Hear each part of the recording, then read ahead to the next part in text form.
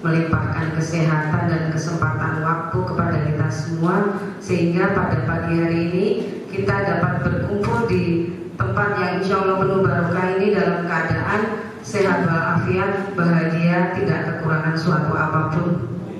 Terima kasih kami ucapkan kepada Bapak Pengawas, Bapak Slamet, kemudian Pak Huda, Wakakurikulum mewakili Kepala Sekolah dan Bu Mimin, Wakahumas, yang telah berkenan hadir pada pagi hari ini, dan kepada rekan-rekan guru yang sudah meluangkan waktunya untuk memenuhi undangan kami. Terima kasih kami ucapkan.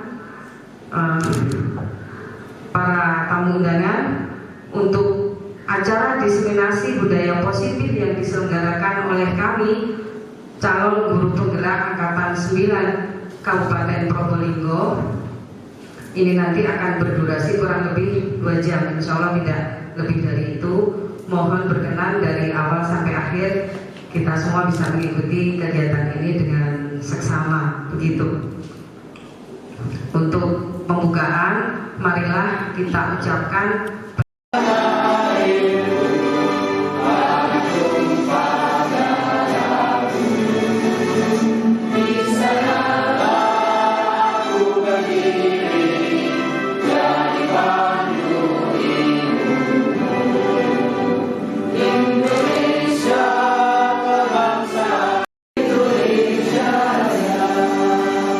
Indonesia merdeka, merdeka.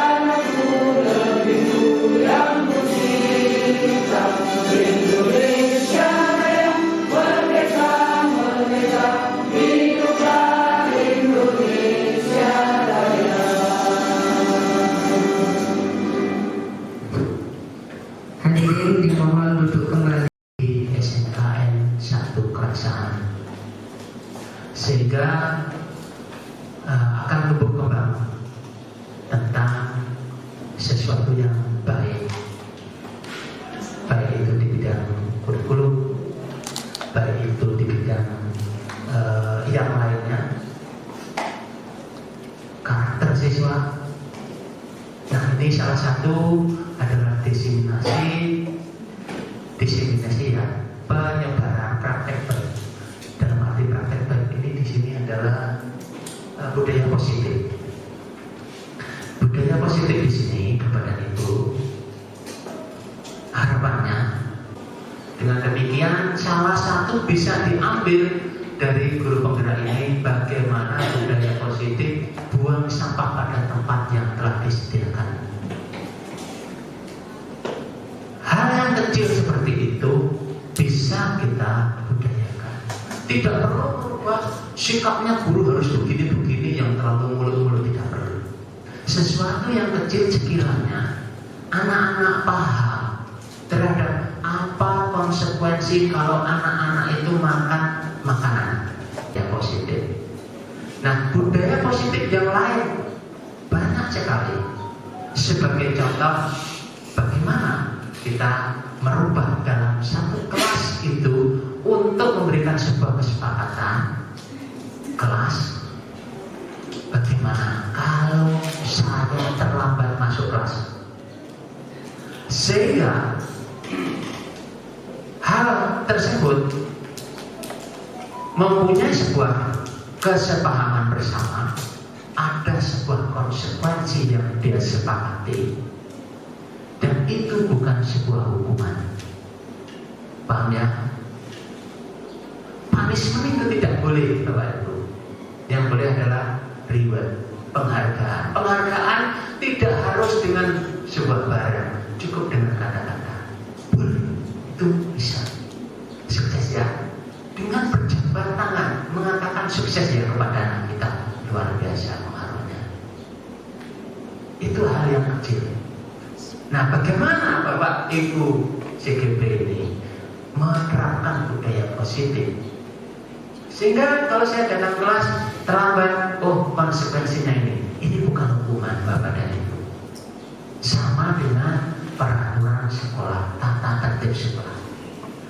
Buat mereka untuk berdaya, tanyain mau diapakan sekolah ini aturannya. Aturannya sebelumnya adalah seperti ini, datang dari atas ke bawah. Nah, sekarang dibalik Bapak dan Ibu, yang berpihak kepada siswa. Siswa ditanyain, kalau kamu datang terlambat, apa konsekuensinya? Dia nanti berunding di kelas sendiri, gabungkan jadi satu, seperti ini konsekuensinya. Nah, kalau dia sudah menyadari, maka dia tidak akan melanggar. Kalau terpaksa karena ada suatu hal sehingga dia datang terlambat. Ini adalah contoh-contoh budaya positif Bapak dan Ibu.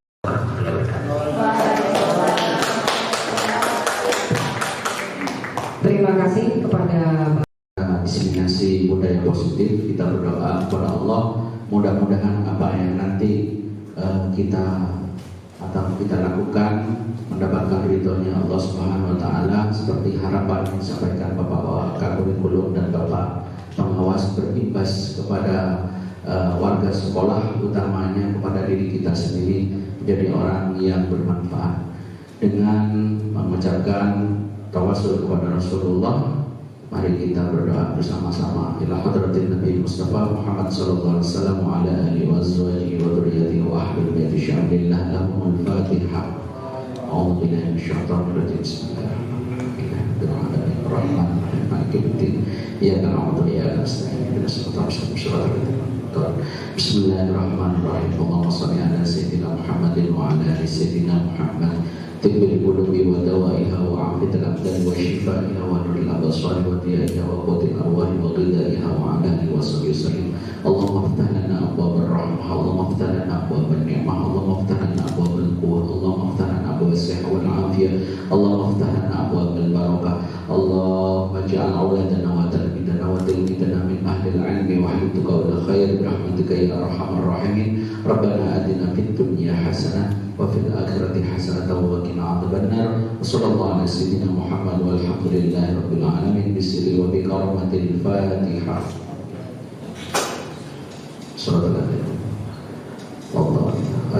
Assalamualaikum warahmatullahi wabarakatuh. Selesai kita lakukan, kemudian kita akan masuk ke acara inti, yaitu penyampaian materi oleh rekan-rekan CGP mengenai budaya. Nanti akan disampaikan satu persatu oleh rekan-rekan CGP yang berjumlah 6 orang di sini. Mudah-mudahan rekan-rekan guru nanti bisa berpartisipasi aktif selama mengikuti kegiatan pada pagi hari ini. Amin ya robbal alamin. Oke, langsung saja.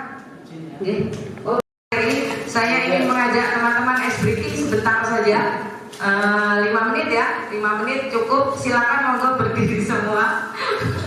Yang kadang sudah nyemil-nyemil itu berdiri. Sekali lagi kurang semangat. Selamat pagi rekan guru semuanya.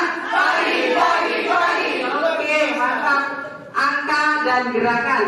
Ketika saya bilang 1 yang jadi 2, 3, 1. 3, 2, 1. Oke. 1, 2, 3. Oke. Terima kasih rekan-rekan guru. Bapak Ibu sekalian, di sini seperti yang disampaikan oleh MC tadi, saya kebagian di bidang disiplin positif dan nilai-nilai kebajikan. Kemudian apa sesungguhnya arti dari disiplin itu sendiri? Tentunya Bapak Ibu sekalian sudah lebih paham dan itu sudah bisa kita terapkan dalam keseharian kita. Kemudian apa kaitannya dengan nilai-nilai kebajikan yang tadi sudah saya sampaikan, yaitu tentang kejujuran, kemudian rasa syukur kita, alhamdulillah sudah ada di SMK gitu ya. Nah, kemudian kita bertemu dengan anak-anak bangsa yang akan menggantikan kita, yang akan memimpin dunia. Nah, seperti itu Bapak Ibu sekalian. Sebelumnya, mari kita tanyakan ke diri kita sendiri, bagaimana kita berperilaku? Apakah sudah sesuai perilaku kita, kemudian yang diterapkan kepada murid kita? Seperti itu. Apakah kita sudah menjadi guru? Apa guru itu? Katanya di sebuah analog dikatakan guru adalah digugu dan ditiru. Kata Ki Hajar Dewantara di situ menyampaikan bahwa ing ngarso sumtulodo ing madya mangun karso tutu digugu dan ditiru. Ketika guru kencing berdiri, insya Allah muridnya kencing berlari-lari kan gitu. Itu maksudnya. Mengapa kita melakukan segala sesuatunya itu? Penting untuk kita, dan begitu kan? Atau hanya kita karena tugas seperti itu? Nah, ini perlu kita pikirkan supaya kita bermanfaat hidup kita, apa yang harus kita lakukan seperti yang disampaikan dalam terutama kepada sahabat-sahabat kita, teman-teman kita kan seperti itu. Nah, selanjutnya pernahkah Anda melakukan sesuatu untuk mendapat senyuman? Ini kita pikirkan dari orang lain. Mungkin Pak Wahyu. Nah, apakah kita ini bahasanya itu tidak malu? Kan begitu. Kalau anak sekarang mengatakan ketika dipanggil kepala sekolah karena ketidakdisiplinan kita mungkin nggak bahaya kan gitu ya. Paham Bapak Ibu sekalian ya? Ini hanya sekedar sharing. Baik, saya lanjut karena waktunya terbatas. Yang penting kita nanti bisa menerapkan disiplin budaya positif di lingkungan sekolah kita. Seperti yang saya gali di CGP ini adalah bagaimana pengembasan disiplin utamanya kepada diri sendiri dan keluarga sekolah. Baik itu diterima atau tidak, mohon maaf, di sini kami bukan menggurui, akan tetapi kita sharing bersama-sama untuk saling mengingatkan. Wal asri innal insana lafi khusrin illal ladzina amanu wa 'amilus sholihati wa tawassaw bil haqqi wa tawassaw bis sabr. Saling mengingatkan dalam kebaikan dan kesabaran. Kalau tidak diterima, sabar, itu aja sudah. Nah, dengan kata lain memiliki disiplin diri berarti mereka bisa bertanggung jawab terhadap apa yang dilakukan karena mendasarkan tindakan mereka pada nilai-nilai kebajikan universal yang tadi itu, yaitu kejujuran, kedisiplinan, tanggung jawab dan sebagainya, kebajikan. Saya lanjut. Sebagai pendidik, tujuan kita adalah menciptakan anak yang memiliki disiplin diri sehingga mereka bisa berperilaku dengan mengacu pada nilai-nilai kebajikan tadi. Seperti itu. Secara universal memiliki motivasi intrinsik, yaitu dari diri kita berupaya untuk menjadi orang yang terbaik dan paling baik, dan bagaimana kita juga bukan hanya dari intrinsik, akan tetapi di situ ditulis ekstrinsik, dari luar. Apa maksudnya? Yaitu bagaimana mengambil kebaikan-kebaikan yang mampu untuk meningkatkan kita menjadi orang yang terbaik dan disiplin. Nilai-nilai selanjutnya adalah nilai-nilai kebajikan universal. Berarti nilai-nilai kebajikan yang disepakati bersama lepas dari suku, bangsa, agama, bahasa maupun latar belakangnya. Kita tidak pandang bulu. Ya, seperti itu. Nilai-nilai ini merupakan payung besar dari sikap dan perilaku kita, atau nilai-nilai merupakan fondasi kita berperilaku. Artinya karakter kita yang kurang baik bisa kita perbaiki sebagai leader terhadap anak-anak kita, seperti itu. Bapak Ibu sekalian, nilai-nilai kebajikan di sini adalah sifat-sifat positif manusia yang merupakan tujuan mulia yang ingin dicapai setiap individu.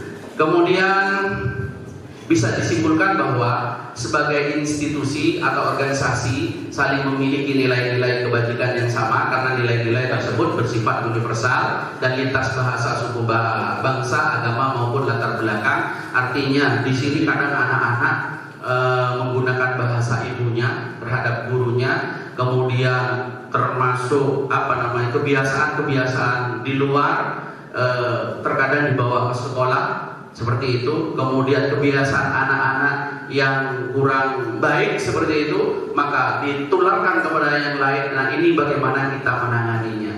Bagaimana sekiranya anak-anak itu mampu memberikan warna kepada orang lain untuk lebih baik, bukan mereka yang diwarnai oleh orang lain menjadi tidak baik, seperti itu. Nah, ini nilai-nilai kebajikan ada dari ke-6 institusi atau organisasi. Mungkin Bapak Ibu sekalian sudah memahami karena waktunya sudah kurang 2 menit. Tentunya harapannya di dalam nilai kebajikan dan disiplin positif ini nanti akan mengacu kepada apa yang sudah diterapkan di sekolah, yaitu profil pelajar Pancasila atau profil belajar seperti itu. Yang pertama, beriman kepada Allah Subhanahu wa taala, kepada Tuhan yang Maha Esa, Allah Subhanahu wa taala, dan berakhlak mulia. Ini harapannya. Yang kedua adalah mandiri. Kemudian bernalar kritis, berupaya untuk berpikir dan mempunyai M2, memilih dan memilah. Mana yang baik kita pilih dan tidak baik kita pilih. Begitu juga dengan kita sebagai seorang pendidik. Kemudian berkebenekaan global, bergotong royong, kreatif. Selanjutnya, Ibu Prepare Youth Program PYP, sikap murid. Nah, ini harus ditumbuhkan, ada toleransi, rasa hormat. Sekarang siswa itu ketika berhadapan dengan guru sudah tidak punya rasa hormat karena tidak ngajar di kelasnya, sudah cuek-cuek aja seperti itu. Kadang berjalan berpapasan itu mau ditabrak gitu. Justru budaya positif yang ada di Indonesia, utamanya di sekolah kita, lingkup sekolah kita, ini sudah diambil oleh orang-orang luar. Seperti itu. Nah, bagaimana menciptakan budaya positif supaya kita ini bisa mengantarkan anak-anak yang betul-betul menjadi uswah hasanah nantinya di masyarakat. Kita mulai dari diri kita, saling tegur sapa, ada kebersamaan. Begitu kan Bapak Ibu sekalian. Selanjutnya saya kira sudah ini empati, keinginan tawan dan seterusnya. Kemudian yang ketiga, 9 pilar itu cinta Tuhan dan segenap ciptaannya, kemandirian, kejujuran, ini perlu, hormat dan santun. Nah, ini perlu hormat dan santun. Sekarang siswa kita banyak yang tidak santun dan tidak hormat. Bukan berarti kita minta dihormati atau disantuni, tidak. Akan tetapi saya pribadi kepada anak-anak mencoba mencari permasalahannya apa, kenapa kok berbuat seperti itu. Nah, ini nanti kita akan bahas oleh Bapak Ibu guru terkait dengan segitiga restitusi nantinya. Ini bukan ranah saya. Yang keempat adalah petunjuk seumur hidup dan keterampilan hidup. Keterampilan hidup dapat dipercaya, lurus hati, pendengaran yang aktif, mendengarkan apabila ada nasihat. Kalau enggak mau mengambil nasihatnya cukup buat jauh-jauh kan gitu. Terkhusus kita semuanya, bagaimana apabila ada misalkan kita terlambat masuk ke kelas, Bapak kok terlambat, Ibu kok terlambat. Mohon maaf Pak. Dengan teman sejawat, kita sama-sama mengingatkan jangan pernah ada yang namanya sakit hati, kan seperti itu. Terkadang kan banyak kan begitu ya. Itu dibuang seperti itu Bapak Ibu sekalian. Selanjutnya ada petunjuk juga, petunjuk seumur hidup di sini adalah peduli dan seterusnya. Rasa empati saya kira sudah. Nah inilah proyek nilai-nilai kebajikan. Yang terakhir adalah ada kepedulian, rajin, integritas, rasa hormat. Peduli ada keterus-terangan, ya tidak ada dusta di antara kita, kan gitu. Selanjutnya rajin, ada keberanian, soft skillnya, kan begitu ya, harus dikedepankan nanti. Yang sekiranya nanti kita sebagai seorang pendidik berimbas kepada anak-anak supaya anak-anak mampu untuk percaya diri, seperti itu. Kemudian integritas, kebahagiaan, keadilan dan seterusnya, rasa hormat, ada tanggung jawab, ada pengabdian, kebijakan, bersyukur atas apa yang sudah kita terima. Saya kira itu yang dapat saya sampaikan. Terima kasih. Ihdinas shiratal mustaqim. Wassalamualaikum warahmatullahi wabarakatuh. Ini saya akan menyampaikan apa sih yang menjadi latar belakang manusia, motivasi pelaku manusia seperti itu. Seperti saya sebagai guru, seperti murid kita sebagai siswa, apa yang melatar belakangi motivasinya seperti itu. Ada 3 menurut dari dosen di situ. Yang pertama adalah untuk menghindari ketidaknyamanan dan hukuman. Menghindari ketidaknyamanan dan hukuman. Jadi biasanya pada tahapan ini siswa ataupun kita sebagai guru melakukan kegiatan karena takut dihukum seperti itu. Yang kedua tahapannya adalah untuk mendapatkan imbalan dan penghargaan dari orang lain. Nah pada tahapan ini atau motivasi kedua tingkatannya ini lebih atas daripada yang pertama. Jadi pertanyaan yang muncul adalah saya akan dapat apa kalau misalnya melakukan ini? Apakah saya mendapatkan penghargaan? Saya mendapatkan ucapan selamat atau saya mendapatkan bintang seperti itu. Itu tahapan kedua.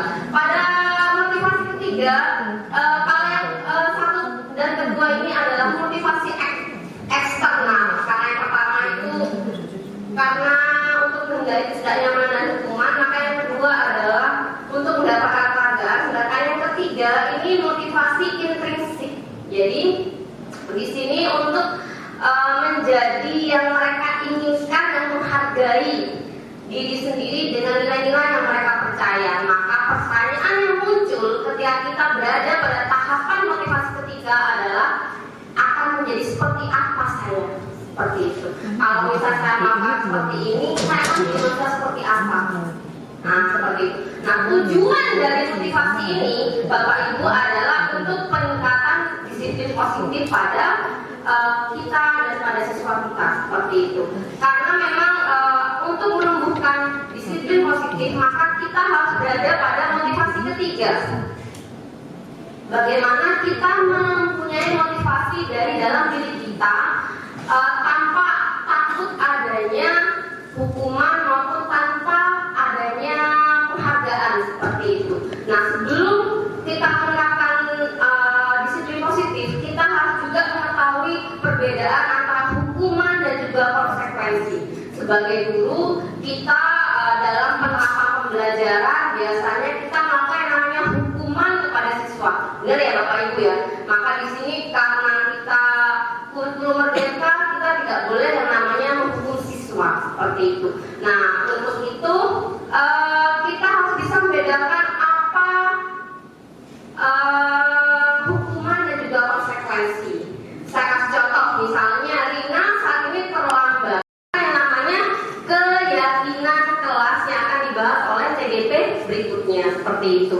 Nah, yang kedua, untuk melakukan yang namanya disiplin positif, kita juga menerapkan yang namanya segitiga restitusi. Nah, restitusi itu apa sih? Nah, restitusi itu adalah bagaimana kita sebagai guru berkolaborasi dengan siswa kita untuk memecahkan masalah yang dihadapi oleh siswa kita, seperti itu.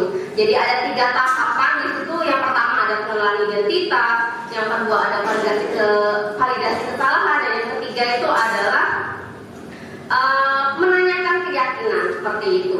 Dan untuk disiplin positif ini Bapak Ibu bisa kita terapkan kalau kita menerapkan yang namanya keyakinan kelas dan juga segitiga restitusi, seperti itu. Itu saja dari saya. Wassalamualaikum warahmatullahi wabarakatuh.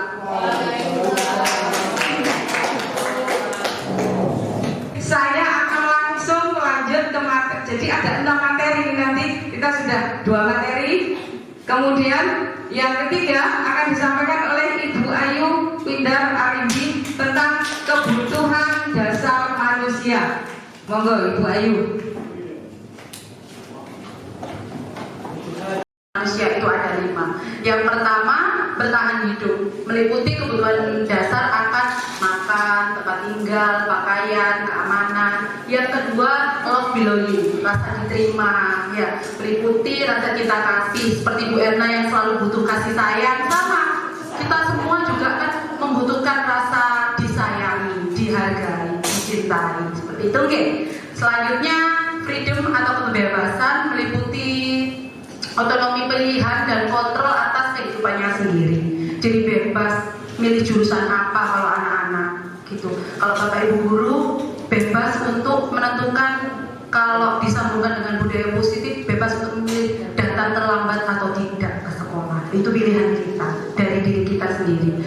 Selanjutnya fun, kesenangan meliputi kebutuhan pengalaman yang menyenangkan dan memuaskan. Terakhir, penguasaan atau power meliputi akan rasa budaya mampu dan berpengaruh.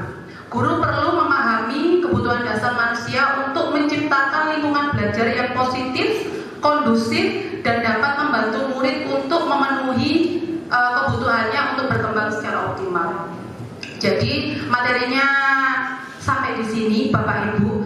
Contoh kasus. Jadi saya itu pernah anak-anak itu datang ke ruangan BK. 6 atau 7 anak datang dengan keluhan tidak mengikuti pelajaran salah satu guru. Nah, ketika ditanya, kenapa nak? Mungkin anak ini tidak mampu tidak menguasai pembelajarannya, atau dia tidak suka dengan gurunya. Itu sempat saya tanyakan, kamu tidak suka sama gurunya?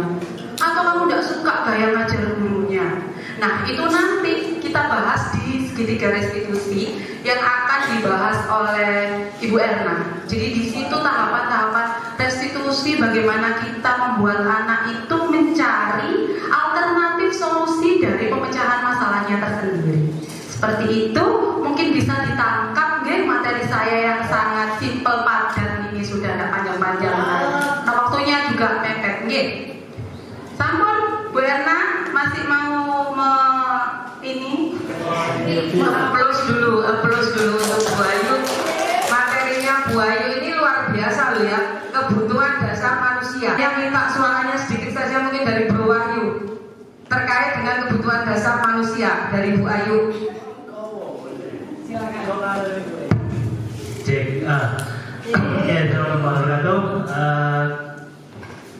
Kebutuhan dasar manusia. Jadi budaya positif di sekolah ini sangat berpengaruh juga kebutuhan dasar manusia, maksudnya kebutuhan dasar dari siswa peserta didik kita. Nah, jadi bagaimana kita menerapkan itu tujuannya untuk membangun, bagaimana contoh dari balik lagi ke BK tadi, berkolaborasi dengan peserta didik. Nah, bagaimana caranya kita itu berkolaborasi dengan peserta didik? tapi kita tidak tahu cara bagaimana berkolaborasi dengan peserta didik. Nah, itu yang perlu kita kembangkan lagi. Nah, dengan adanya diseminasi budaya positif, kita mengurangi hukuman, betul sekali, mengurangi hukuman. Nah, kalau saya sendiri, di saat ini contoh kasus, di saat waktu itu saya piket, nah ada yang anak atau peserta didik itu minta surat izin masuk. Nah, setelah surat izin masuk itu diberikan, ternyata anaknya masih tidak masuk, masih yel-ngayel di depan. Ya, maksudnya apa? Jutoju, ya. Nah, itu juga kasus yang harus kita pecahkan, bukan kita usalahkan gurunya. Jadi, kenapa kok masih tetap tidak boleh masuk sampai guru tersebut selesai mengajar? Nah, ini yang perlu kita terapkan atau kebutuhan dasar manusia. Anak itu sudah difasilitasi untuk diberikan surat izin masuk, tapi oleh gurunya tetap tidak boleh masuk. Nah, ini adalah kasus yang atau masalah yang perlu kita pecahkan. Ya, itu mungkin dari saya. Terima kasih. Terima kasih kepada Pak Bro. Ke materi berikutnya, Bu Sulis mungkin bisa dibuka dulu tentang apa selanjutnya. Oh, tentang keyakinan kelas. Materi ini akan disampaikan oleh Ibu Ati Izzatul Fitriah. Apa itu keyakinan kelas? Kenapa bukan peraturan kelas?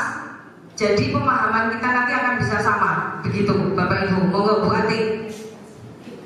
Oh iya, lupa saya. Sebelum kita lanjut, Bu Ayu ingin mengajak kita ice breaking sebentar. Biar ini ya, biar kembali lagi segar. Oke. Terima kasih Bu Erna. Ternyata Bu Erna lupa rondonya kalau saya harus memimpin ice breakingnya. Biar tidak tegang Bapak Ibu. Okay? Jadi sebelumnya sebentar Bu Novi. Tunggu dulu. Jadi nanti kita akan bermain siap tembak dor. Jadi hari ini saya akan membentuk kelompoknya itu dengan nama-nama bunga. Buah sudah ya, kata Pak Wahyu lebih suka buah. Oke, Pak Wahyu adalah kelompok pisang, kelompoknya Bu Erna, kelompok apel, semangka, Bu Fitri, anggur, Bu Riri, jeruk, nanas, strawberry. Oke, sudah ingat ya nama-namanya. Jadi orang pertama kita akan bermain orang pertama, ya.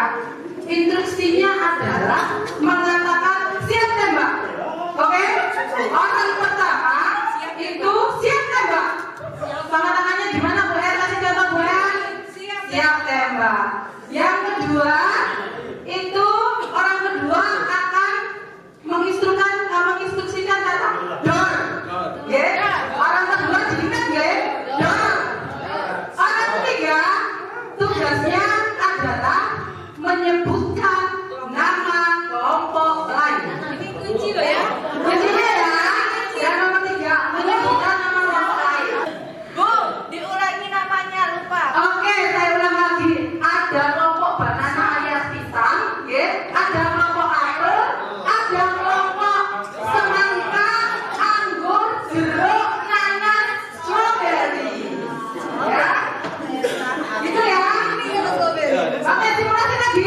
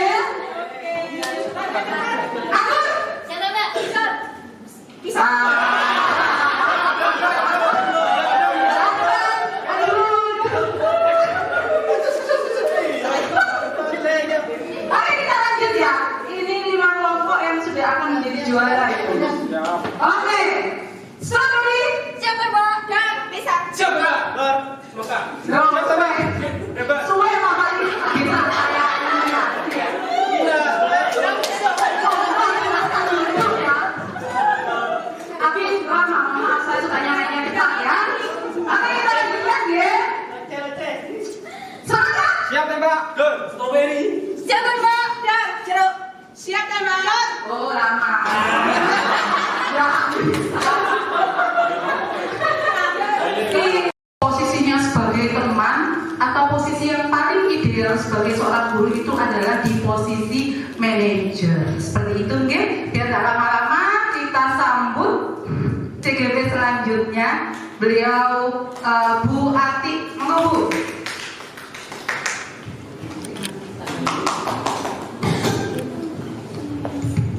Assalamualaikum warahmatullahi wabarakatuh. Waalaikumsalam warahmatullahi wabarakatuh. Sudah semangat lagi ya? Ya. Baiklah, saya akan menyampaikan materi tentang keyakinan kelas, yaitu mengapa keyakinan bukan peraturan. Dulu kita mengenal bahwa di kelas ataupun di sekolah yaitu dinamakan dengan peraturan.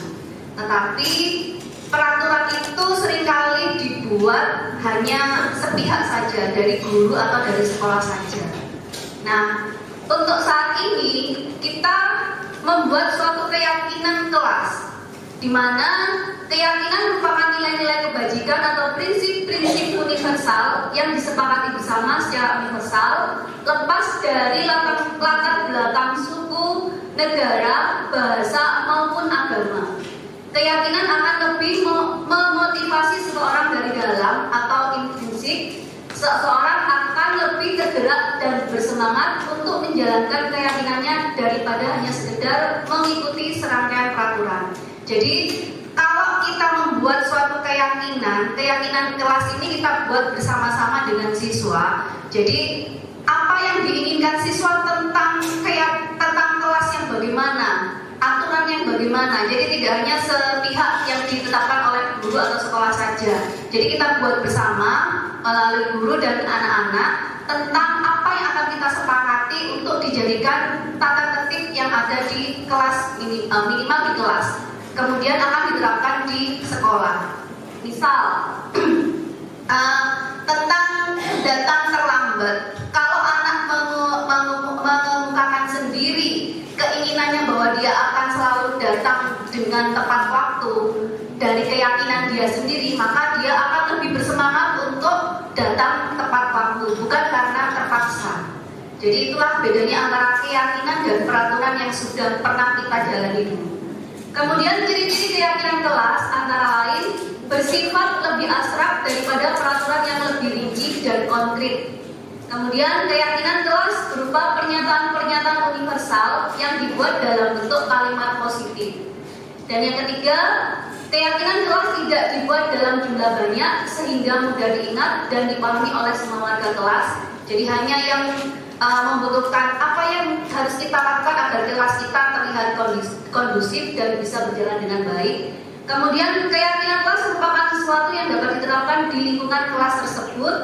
Dan yang kelima, pembuatan keyakinan kelas melibatkan semua warga kelas melalui kegiatan curhat pendapat. Dan yang terakhir, keyakinan kelas ditinjau kembali dari waktu ke waktu.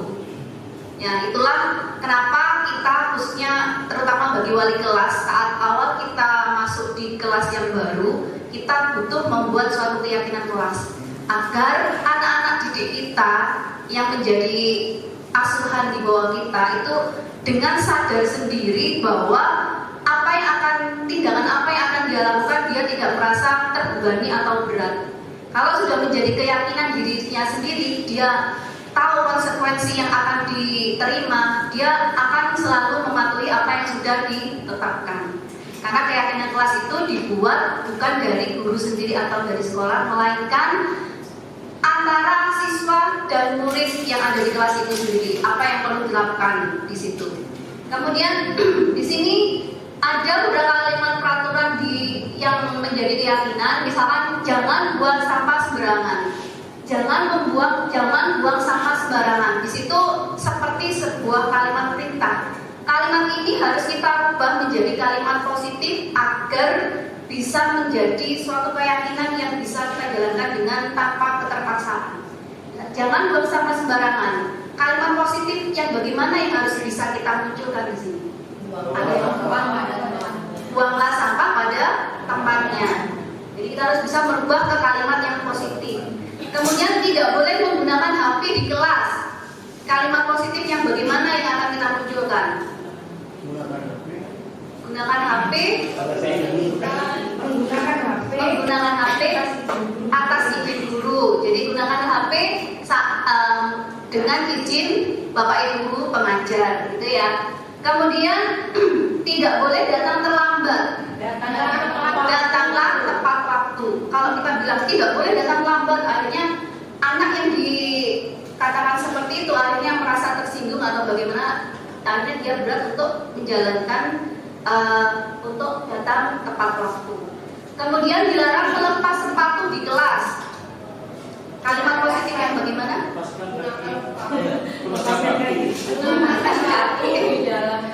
Gunakan sepatu di dalam kelas. Dan yang terakhir dilarang keluar kelas saat guru berada di kelas. Minta izin saat akan keluar kelas. Minta izin saat akan keluar kelas. Gitu ya. Jadi peraturan yang selama ini dibuat dengan kalimat yang seakan-akan memerintah anak yang nanti akibat berefek dia merasa terbebani dan berat tidak menjalankan dengan ikhlas, kita rubah menjadi sebuah kalimat positif dan menjadi keyakinan kelas kita. Dan seandainya itu terjadi di kelas kita, insya Allah semua yang sudah kita tentukan bersama dengan siswa akan dapat dijalani dengan baik, karena mereka akan tahu sendiri konsekuensinya apa. Seandainya saya datang terlambat, saya harus bagaimana, saya harus dalam kondisi rapi, kalau tidak saya harus bagaimana. Mereka akan tahu sendiri konsekuensi yang sudah dilakukan. Nah, itulah kenapa keyakinan kelas di sini perlu kita buat. Terutama ini bagi Bapak Ibu wali kelas, sangat penting sekali kita membuat keyakinan agar kelas kita bisa berjalan dengan baik. Kalau sudah kelas bisa berjalan dengan baik, imbasnya nanti akan ke sekolah. Jadi sekolah juga, mereka juga bisa mematuhi apa yang sudah ditetapkan di sekolah, apa yang ada, mereka sudah bisa membiasakan budaya positif. Karena sebagai seorang guru, kita nggak boleh menuntut siswa. Kita nggak boleh semena-mena terhadap siswa. Kita tugasnya adalah menuntun siswa agar siswa bisa berjalan sesuai dengan koridornya yang baik. Begitu ya. Jadi saya simpulkan bahwa keyakinan kelas ini perlu kita buat agar kelas kita menjadi kondusif dan semua budaya positif bisa dilaksanakan dengan baik. Demikian pemaparan tentang keyakinan kelas, dan materi berikutnya tentang posisi kontrol yang akan disampaikan oleh Ibu Suis. Terima kasih. Assalamualaikum warahmatullahi wabarakatuh. Terima kasih Bu Ati yang telah berbagi ilmu tentang keyakinan kelas. Dari sekian yang kami undang ini, berapa orang yang jadi wali kelas? Oh banyak ya? Oh banyak, alhamdulillah. Berarti nanti keyakinan kelas langsung gas terapkan, gitu ya. Tidak lagi kita bicara tentang peraturan kelas, karena ini kalau di lingkaran, posisinya ada di lingkaran paling kecil. Untuk membentuk budaya positif ini jaraknya jauh, kayak bumi ke matahari jauh, gitu ya. Jadi kalau keyakinan kelas sudah meningkat, untuk membentuk budaya positif sudah mendekat. Jadi begitu yang disampaikan oleh Bu Ati tadi, begitu pentingnya kita sebagai guru ini untuk selalu mengedepankan pendapat murid, kita menampung aspirasi mereka agar sekali lagi motivasi terbangun dari dalam. Begitu nggih Bapak Ibu. Kita lanjut ke dua materi budaya positif. Yang kelima adalah posisi kontrol guru. Jadi sesuai dari ilmu yang kami dapat selama mengikuti pendidikan guru penggerak ini, kita itu sebagai guru ada 5 posisi kontrol, dan 5 posisi kontrol ini tidak semuanya kita terapkan, tidak semuanya kita lakukan, tapi ada mungkin 1-2 posisi yang memang sering kita lakukan. Dari materi ini nanti kita akan tahu posisi apa yang selama ini sudah kita jalankan. Apakah posisi yang kita jalankan selama ini untuk menghadapi murid itu sudah tepat atau belum, akan dijelaskan secara lengkap oleh Ibu Sulis Tunggul. Saya selalu tidak bisa menyebutkan nama Bu Sulis secara lengkap, panjangnya kayak kereta api. Kereta api eksekutif. Oke, silakan Bu Sulis, waktu dan tempat saya persilakan. Terhambat dengan panjangnya nama saya Sulis Tunggul Tias Bertimbul Bise. Nama yang agak aneh banget, tapi itu mungkin orang tua saya atau bapak saya punya sejarah dengan nama tersebut. Dan alhamdulillah saya bisa menerima nama itu meskipun katanya benar katanya nama jadi. Saya melanjutkan materi dari teman-teman. Dari awal tadi sudah Pak Amin tentang budaya positif, Bu disiplin positif, Bu Eka tentang motivasi, Bu Ayu tentang kebutuhan dasar manusia, dan Bu Ati tentang keyakinan kelas. Sekarang saya melanjutkan tentang kita sebagai guru dalam menghadapi permasalahan yang dihadapi oleh siswa itu. Kita mempunyai 5 posisi kontrol dalam penyelesaian masalah. Yang pertama kita adalah menghukum sebagai penghukum, ya. Di sini guru menggunakan hukuman bisa fisik, bisa verbal, ya. Memerlukan sistem, sekolah memerlukan sistem untuk menerapkan hukuman tersebut, ya. Guru posisi penghukum sering berkata, awas kamu ya, itu posisi menghukum secara verbal, ya. Bisa juga dengan menyuruh seperti yang dicontohkan tadi Bu Ayu, mengintari atau ya karena dihukum dia terlambat atau gimana, tadi tidak pakai sepatu yang sesuai dengan ketentuan, dia harus mengitari lapangan sebanyak 20 kali. Itu bentuk hukuman fisik, dan akibatnya membuat siswa bisa merasa dendam, ya. Itu bisa berakibat secara langsung dia melampiaskan kekesalannya, mungkin bisa juga dengan marah kepada gurunya, ya. Bisa menjawab. Biasanya anak kalau dimarah itu, kita saja kalau misalnya kena marah atau bagaimana, serem gitu ya, langsung naik rasanya darah kita panas. Anak juga seperti itu siswa. Kemungkinan mereka akan dendam, dia bisa langsung dilakukan secara frontal kalau fisik. Bisa juga dia melakukan hal-hal fisik yang lain yang mungkin juga berbahaya. Itu posisi penghukum. Ciri khasnya suaranya tinggi, marah-marah langsung. Kamu ini gimana sih? Misalnya seperti itu. Sudah dibilang maksudnya jam 7, kok bisa jam 7 masih di luar? Ya, kita sering mungkin seperti itu. Ternyata itu akan berakibat buruk pada perkembangan siswa sendiri. Dia akan merasa dendam. Yang kedua, posisi sebagai membuat rasa bersalah, ya. Di sini agak lebih down, ya, maksudnya lebih rendah nada suaranya, ya.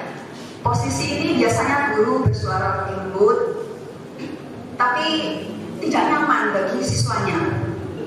Dia merasa rendah diri nanti, ya. Kamu ini mengecewakan saya. Kamu gak mikir orang tuanya di rumah bekerja. Kamu gak mikir orang tuanya nanti bekerja keras cari uang. Dia merasa bersalah. Ini juga berakibat buruk bagi siswa perkembangannya. Kalau mungkin yang tadi menghukum dia secara langsung, kalau dia dipendam.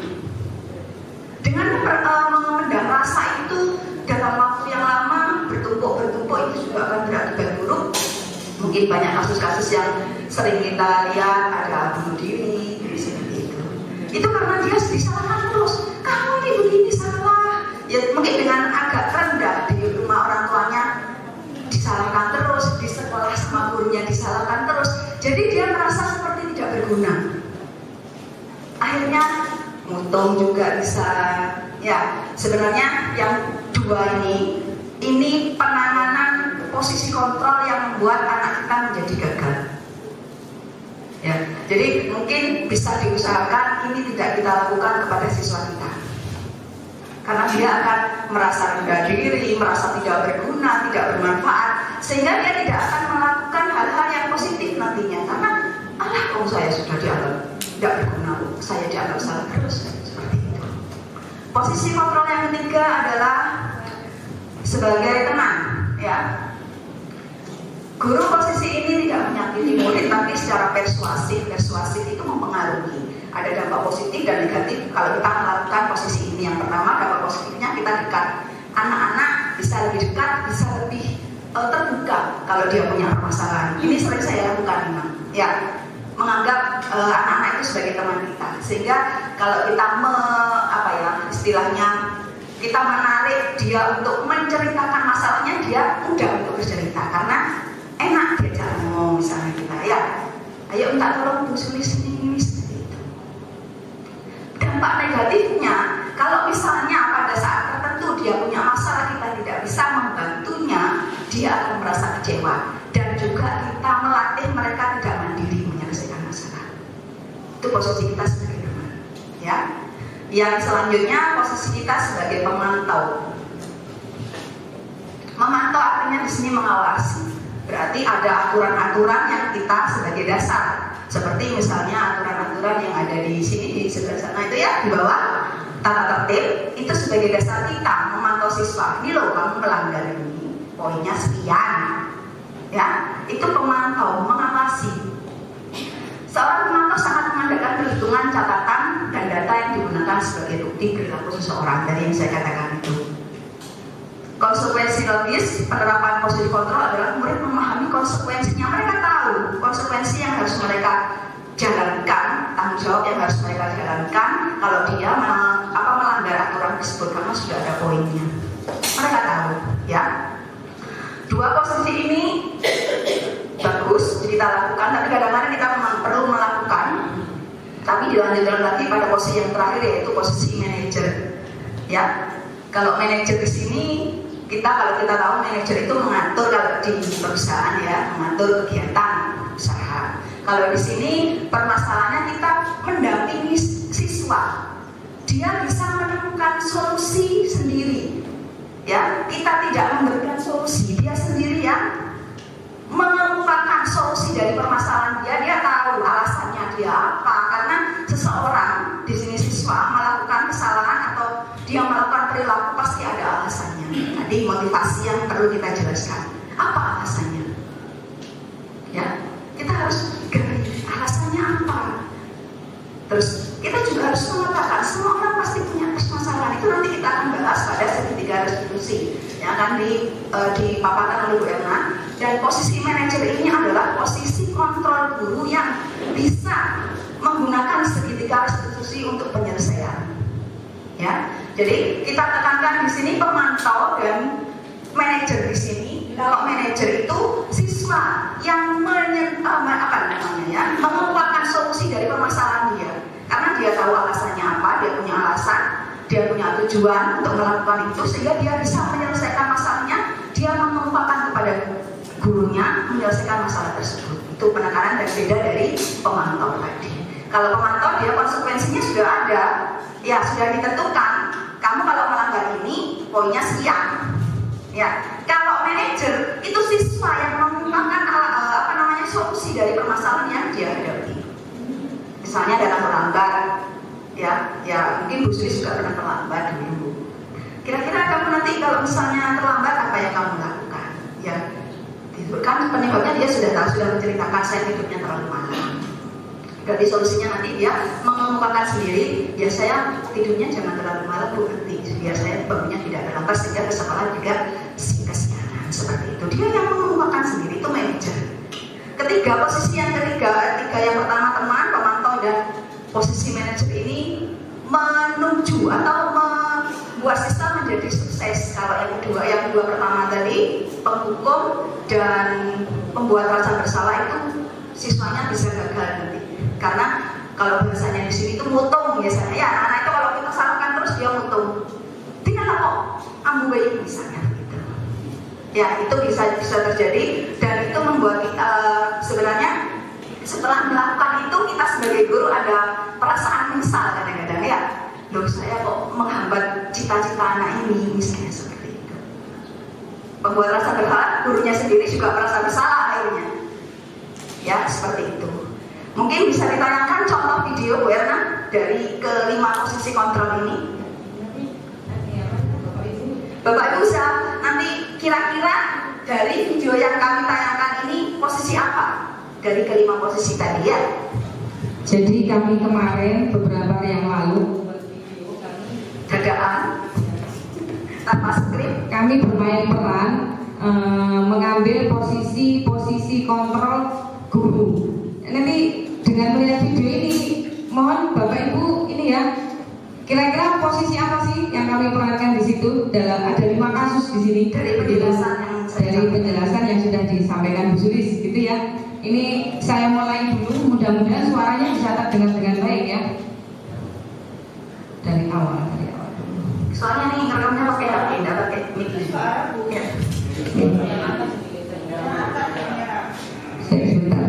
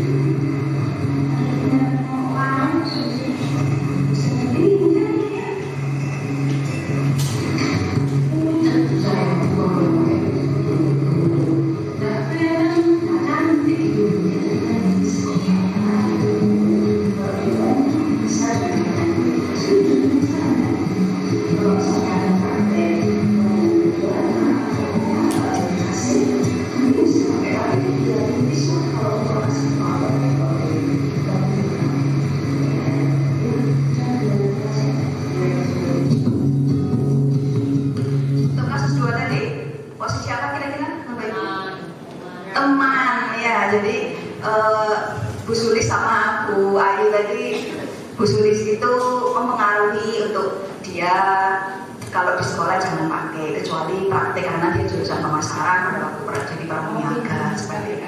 Ya gurunya bisa minta tolong bisa pinjami Bu Sulis itu kan kayak kita sama teman aja ya seperti itu. Monggo lanjut.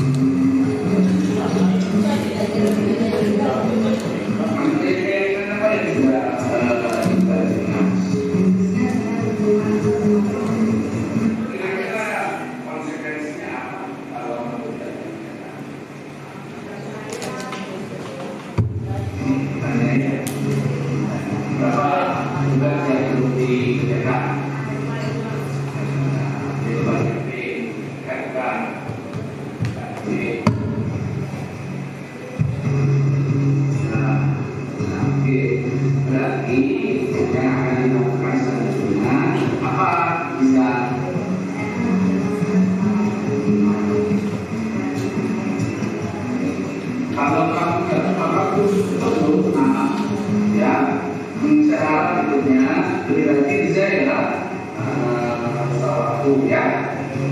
Sekarang kembali ke kelas saya.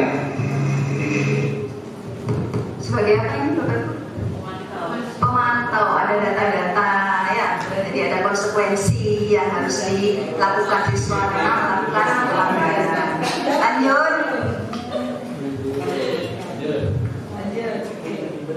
Terima kasih. Wassalamualaikum warahmatullahi wabarakatuh.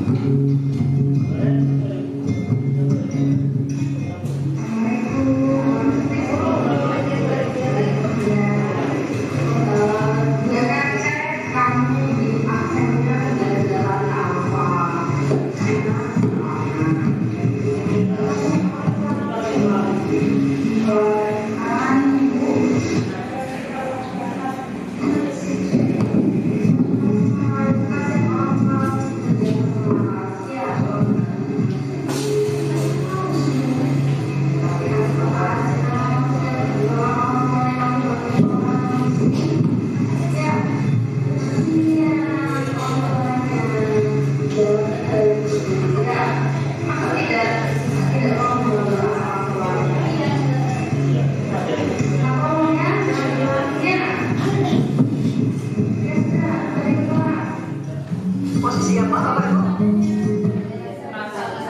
Yang merasa bersalah ya, dikaitkan dengan apa, kecewa orang tuanya bekerja, dan si Sulis ini merasa rendah diri karena seolah-olah dia tidak berguna seperti itu. Terakhir, kasus kelima.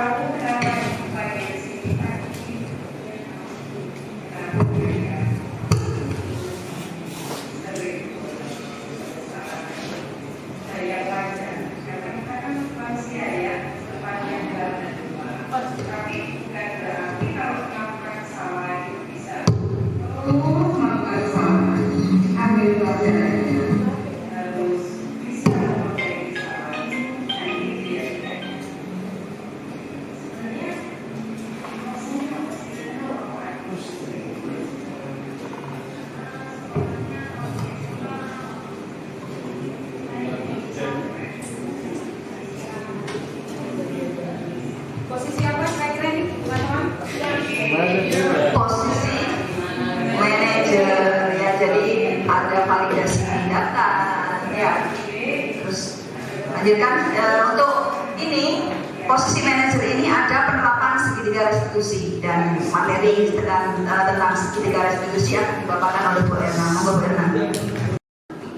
Mendapat tugas untuk menyampaikan materi yang terakhir terkait kalau tadi 5 posisi kontrol yang paling harus kita hindari adalah posisi penghukum dan pembuat merasa bersalah. Itu yang harus paling kita hindari, jangan sampai itu kita lakukan. Kalau posisi teman masih oke, tapi kita nanti harus imbangi dengan posisi apa tadi, manajer.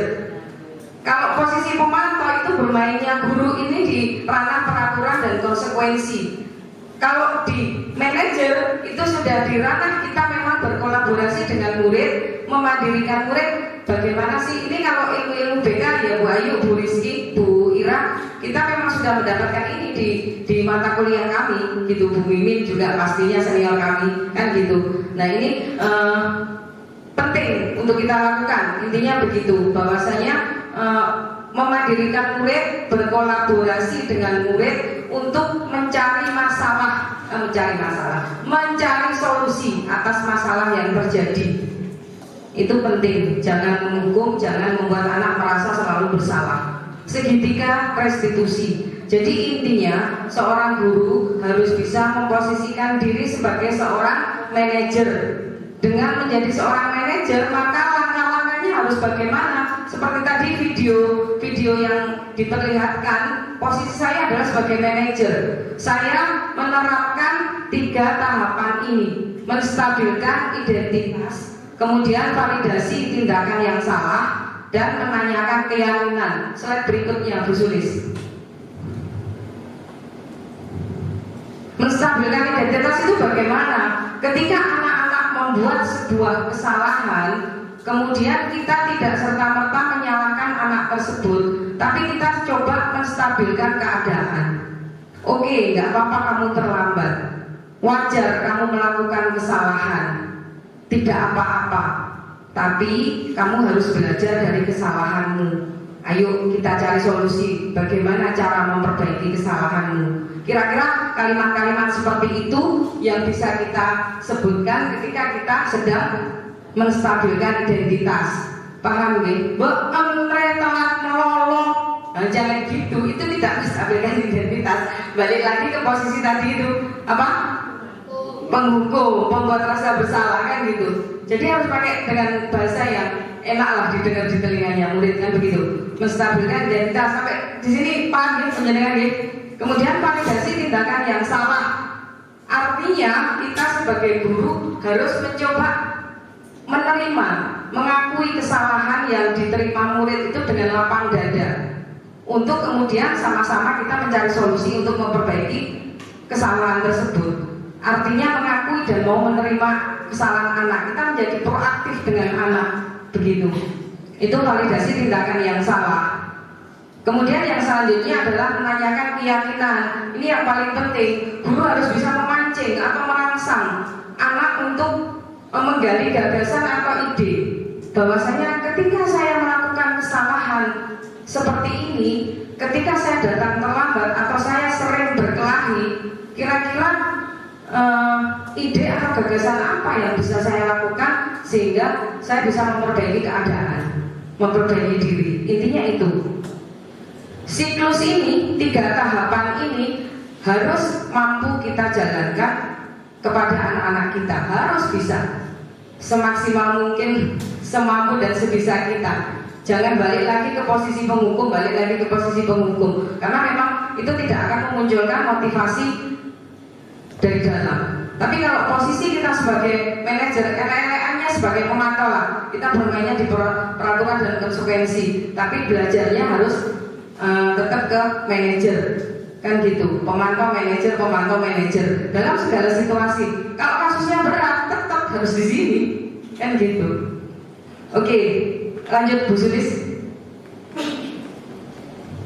Nah itu ya yang saya jelaskan tadi sudah. Jadi kalimat-kalimatnya kurang lebih seperti itu. Kalau memvalidasi adakah cara yang lebih efektif untuk mendapatkan apa yang kamu butuhkan dan seterusnya.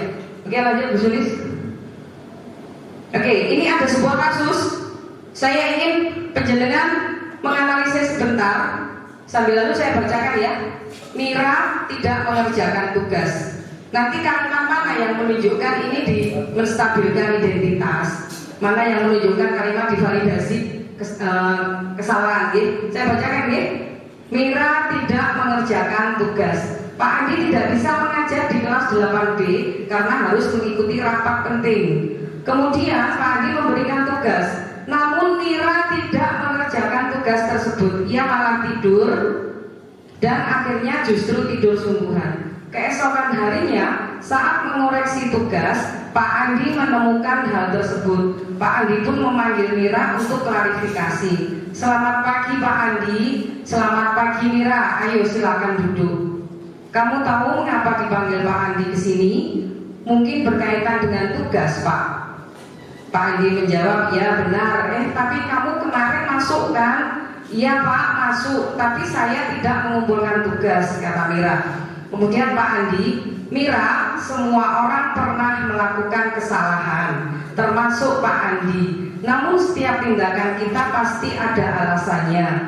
Itu kalimat apa ya? Kalimat apa? Menstabilkan identitas ya. Karena di sini ada kata-kata ini. Kita semua orang pernah melakukan kesalahan, termasuk saya juga pernah.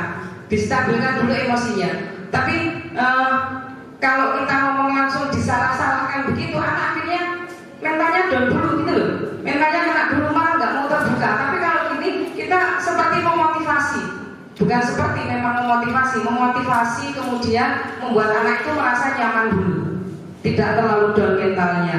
Kemudian sampai di sini saya capek dan mengantuk Pak, soalnya malamnya scroll TikTok sampai jam 12 malam. Akhirnya saat pelajaran jadi mengantuk. Pak Andi bilang, kamu masih ingat keyakinan kelas kita? Masih Pak. Kalau masih ingat, kira-kira yang kamu lakukan itu sudah sesuai dengan keyakinan kelas atau belum? Ini apa nih? Kalimat apa nih? Bukan kalimat posisi ya tanya. Yang segitiga restitusi tadi apa? Menstabilkan identitas, validasi tindakan yang salah, validasi ya. Jadi ini maksudnya Pak Andi dengan Mira tidak mengerjakan ini, dia mengaitkannya dengan keyakinan kelas, memvalidasi. Kira-kira yang kamu lakukan tidak mengumpulkan tugas itu sudah sesuaikah dengan keyakinan kelasmu? Begitu. Itu kalimat validasi. Belum Pak, keyakinan kelas yang mana? Kata Pak Andi. Kemudian Mira bilang selalu bertanggung jawab Pak. Oke, Pak Andi selanjutnya bilang, nah ternyata kamu tahu. Lalu apakah kamu punya solusi untuk masalah ini? Apa ini? Kira-kira kamu punya solusi untuk masalah ini? Apa itu? Hah? Yang bagian terakhir tadi, menstabilkan identitas, validasi tindakan yang salah, kemudian menanyakan keyakinan. Intinya digali dari anak. Pada akhirnya ketika kita menghadapi anak, gali apa sih idemu? Kalau kamu berbuat salah seperti ini, idemu apa? Kamu punya gagasan tidak untuk memperbaikinya? Kuncinya di situ sudah. Pakai bahasa panjenengan semua sehari-hari, mau pakai bahasa Madura boleh, bahasa Jawa boleh. Intinya larinya ke situ. Rangsang anak untuk secara mandiri dan bertanggung jawab itu menyelesaikan masalahnya. Begitu Bapak Ibu, itu namanya segitiga restitusi. Oke, lanjut. Mudah-mudahan apa yang hari ini kita lakukan menjadi ridha Allah dan bisa sesuai dengan harapan tadi disampaikan, bisa didesinasikan kepada semua guru dan